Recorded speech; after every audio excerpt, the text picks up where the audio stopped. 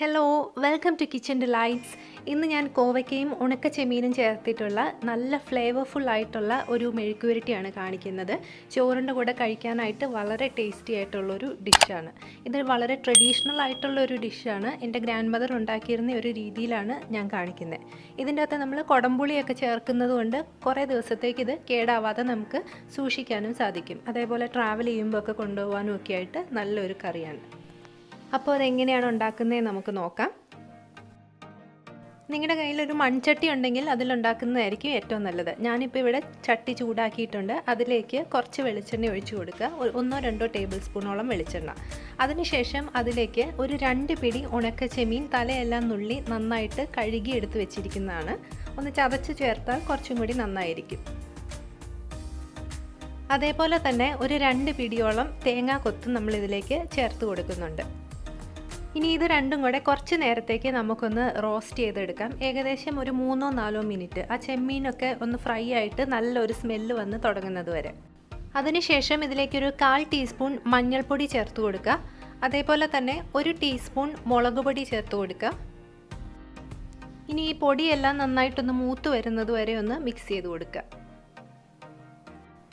ഈ ഒരു സമയത്ത് പൊടിയൊന്നും കരിഞ്ഞു പോവാതിരിക്കാൻ വേണ്ടിയിട്ട് ലോ ഫ്ലെയിമിൽ വെക്കാനായിട്ട് പ്രത്യേകം ശ്രദ്ധിക്കണം. ഇപ്പോൾ നമ്മുടെ പൊടിയെല്ലാം നന്നായിട്ട് മൂത്ത് ചെമ്മീനിലേക്കും തേങ്ങാക്കൊത്തിലേക്കും ഒക്കെ ഒന്ന് പിടിച്ചു വന്നിട്ടുണ്ട്. ഇനി ഇതൊന്ന് കുക്കാവാൻ ആവശ്യത്തിനുള്ള കുറച്ച് വെള്ളം നമുക്കിതിലേക്ക് ചേർത്ത് കൊടുക്കാം. അതിൻ്റെ കൂടെ തന്നെ ആവശ്യത്തിന് ഉപ്പും ചേർത്ത് കൊടുക്കുക. ഇതിൻ്റെ കൂടെ തന്നെ നമുക്ക് ഇതുപോലെ ഒരു വലിയ കഷ്ണം കുടംപുളിയും കൂടെ ഇതിലേക്ക് ചേർത്ത് കൊടുക്കാം. ഇനി നമ്മുടെ മെയിൻ ഇൻഗ്രീഡിയൻ്റ് ആയ കോവയ്ക്കയും ഈ സമയത്ത് ചേർക്കുന്നുണ്ട്. 1/4 കിലോ കോവയ്ക്കയാണ് ഞാനിപ്പോൾ എടുത്തിരിക്കുന്നത്. അത് ഇതേപോലെ കുറച്ച് കനം കുറച്ചിട്ട് നീളത്തിൽ സ്ലൈസ് ചെയ്തെടുക്കുക. അതും ഇതിൻ്റെ അകത്തോട്ട് ചേർത്ത് കൊടുക്കാം. ഇനി ഈ കോവയ്ക്ക മിക്സ് ചെയ്യാതെ തന്നെ നമുക്ക് മൂടി വെച്ച് കുറച്ച് നേരം ഒന്ന് കുക്ക് ചെയ്യണം. കാരണം ഈ പുളിനീരിൻ്റെ കൂടെ ചേർന്ന് കഴിഞ്ഞാൽ പിന്നെ കോവയ്ക്ക വെന്ത് കിട്ടാനായിട്ട് കുറച്ച് സമയം പിടിക്കും.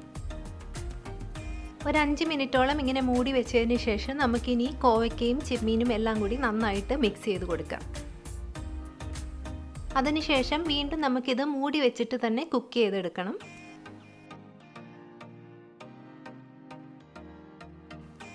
ഇപ്പോൾ നമ്മുടെ കോവയ്ക്കയെല്ലാം നന്നായിട്ട് വെന്ത് ചെമ്മീൻ്റെ ഫ്ലേവറൊക്കെ അതിലേക്ക് പിടിച്ച് വന്നിട്ടുണ്ട്. വെള്ളമെല്ലാം വറ്റിയിട്ടുണ്ട്. വെള്ളം വറ്റിയിട്ടില്ല എന്നുണ്ടെങ്കിൽ കുറച്ച് സമയം തുറന്ന് വെച്ചിട്ട് വെള്ളമെല്ലാം വറ്റിച്ചെടുക്കണം. ഇനിയിപ്പോൾ ഇടയ്ക്ക് വെള്ളം പറ്റിപ്പോയി എന്നുണ്ടെങ്കിൽ കൂടുതൽ വെള്ളം ആഡ് ചെയ്ത് കൊടുക്കുകയും ചെയ്യാം. ഇനി നമുക്ക് ഈ കോവയ്ക്ക ചട്ടിയുടെ സൈഡിലോട്ടായിട്ട് മാറ്റി വെച്ചതിന് ശേഷം നടുക്ക് അങ്ങനെ കുറച്ച് സ്പേസ് ഉണ്ടാക്കിയെടുക്കുക. ആ സ്പേസിലോട്ട് ഒരു 1-2 ടേബിൾ സ്പൂൺ വെളിച്ചെണ്ണ ചേർത്ത് കൊടുക്കുക. കൂടുതൽ എണ്ണ ചേർത്താൽ കൂടുതൽ നല്ലതായിരിക്കും. അതിലേക്ക് നമ്മൾ ചതച്ച് വെച്ചിരിക്കുന്ന ഒരു 6 ചുവന്നുള്ളിയും ഒരു 8 വെളുത്തുള്ളിയുമാണ്. അത് നമുക്കിതിലേക്ക് ചേർത്ത് കൊടുക്കാം. ഇതേപോലെ കല്ലിൽ വെച്ച് ചതച്ചെടുക്കുന്നത് തന്നെയായിരിക്കും നല്ലത്. ഇനി ഈ വെളുത്തുള്ളിയും ചുവന്നുള്ളിയും കൂടി നമുക്ക് ഈ ഒരു എണ്ണയ്ക്കകത്തിട്ട് നന്നായിട്ടൊന്ന് വഴറ്റിയെടുക്കണം. ഇതിൻ്റെ കൂടെ തന്നെ 1-2 പിടി നല്ല ഫ്രഷ് ആയിട്ടുള്ള കറിവേപ്പിലയും കൂടി ചേർത്ത് കൊടുക്കാം. അതും ഇതിൻ്റെ കൂടെ നന്നായിട്ടൊന്ന് മൂപ്പിച്ചെടുക്കണം. ഉള്ളിയും ചുവന്നുള്ളിയും അതേപോലെ കറിവേപ്പിലയൊക്കെ നന്നായിട്ടൊന്ന് മൂത്തതിന് ശേഷം മാത്രം നമുക്ക് നമ്മുടെ കോവയ്ക്കയുടെ കൂടെ ഇട്ട് ഇതെല്ലാം കൂടി നന്നായിട്ടൊന്ന് മിക്സ് ചെയ്യാം. ഇനി ഇതെല്ലാം കൂടി കുറച്ചധികം സമയം നന്നായിട്ടൊന്ന് വഴറ്റിയെടുക്കുക. എത്ര സമയം നമ്മൾ കൂടുതൽ വഴറ്റുന്നോ അത്രയും നമ്മുടെ കറിയുടെ ടേസ്റ്റ് കൂടും. ഞാനിപ്പോൾ ഒരു 10 മിനിറ്റ് മീഡിയം ഫ്ലെയിമിലിട്ടാണ് വഴറ്റിയെടുത്തത്. ആ ഒരു സമയം കൊണ്ട് ഇത് നന്നായിട്ട് വഴന്ന് റെഡിയായി കിട്ടിയിട്ടുണ്ട്. അപ്പോൾ ഇത്രയേ ഉള്ളൂ, നമ്മുടെ വളരെ ടേസ്റ്റി ആയിട്ടുള്ള കോവയ്ക്ക മെഴുക്കുവരട്ടി റെഡി ആയിട്ടുണ്ട്. കോവയ്ക്ക കൊണ്ട് ഉണ്ടാക്കാൻ പറ്റുന്ന ഏറ്റവും ടേസ്റ്റി ആയിട്ടുള്ളൊരു കറിയാണ് ഇതെന്ന് തന്നെ പറയാം.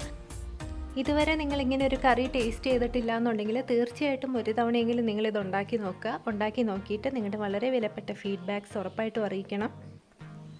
ഈ വീഡിയോ നിങ്ങൾക്ക് ഇഷ്ടപ്പെട്ടു എന്നുണ്ടെങ്കിൽ ഒന്ന് ലൈക്ക് ചെയ്യുക, സബ്സ്ക്രൈബ് ചെയ്യുക. അപ്പോൾ മറ്റൊരു വീഡിയോയുമായിട്ട് നമുക്ക് വീണ്ടും കാണാം. Thank you.